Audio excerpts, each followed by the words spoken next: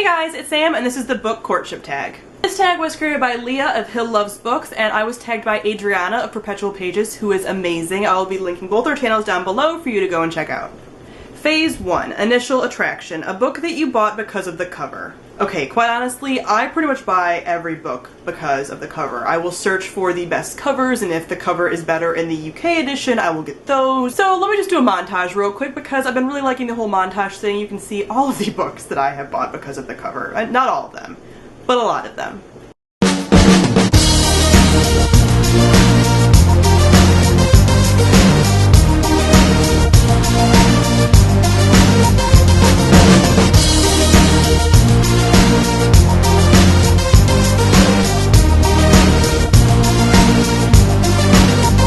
Books based just on their covers, but if they have a beautiful cover, I'm more motivated to buy them. Phase 2, First Impressions, a book that you got because of the summary. For that, I'm gonna have to say The Archive by Victoria Schwab. I love books that deal with a character having to kind of go between life and death, and kind of an area between life and death, and this is exactly what this book is about. And it has a very interesting summary, and it just really pulls you in, or at least it did for me, so I knew I had to pick this book up as soon as I read the summary. Phase 3, Sweet Talk, a book with great writing. Gonna have to say All the Light We Cannot See by Anthony Doerr. There are sentences in here that I had to just read and then reread because they were so beautiful and the way that he uses descriptions and such, and obviously this is now an award-winning book. And it's very obvious why. The writing in here is stunning. Phase 4, First Date, the first book in a series which made you want to pick up the rest of the series. Gonna have to go with Fallen Kingdoms by Morgan Rhodes. This series really pulls you in from book 1, and there are tons of twists and turns, and no one is safe, and it really connects you to the characters. Once I had finished this book, I was really bonded with two of the main characters, but mostly one of them, and I had to know what happened to her, and she still is my #1 character in the whole series, and I was pulled in immediately from book 1. Phase 5, Late Night Phone Calls, a book that kept you up all night.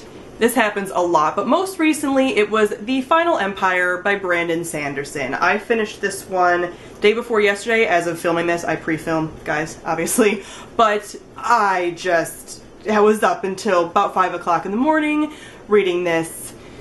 I'm obsessed. I put this off for a long time, and now I get it. I get it. You'll be getting a review for this very soon. Phase 6, Always on My Mind, a book you could not stop thinking about.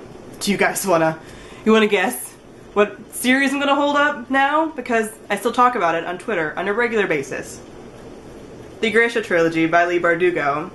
It still brings me physical pain, and I still think about it when listening to certain music, and basically every day. So, yep.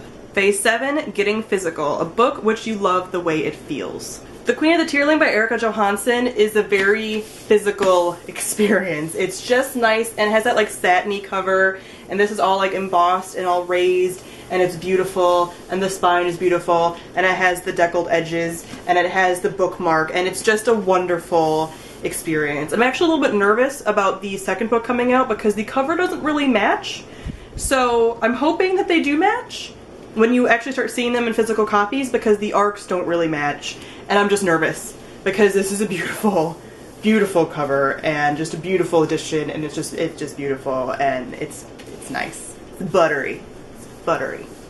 Phase 8, Meeting the Parents, a book which you would recommend to your family and friends. This is easy because I have, and that is The Night Circus by Erin Morgenstern. I've done a review on this, which will be linked on the screen as well as down below. But when I first read this book over a year ago, I was obsessed. I usually do not post anything book related or anything really on Facebook, and I was actually like, run, do not walk to your local bookstore and pick this book up. I made my best friend read this book. I made my dad read this book. I made everybody that I know read this book. My boyfriend has read this book, and he barely ever reads. Everyone that I know has read this book. I've made them. I forced them. I follow them around until they read it. So you should probably read it too. Yeah, just read it.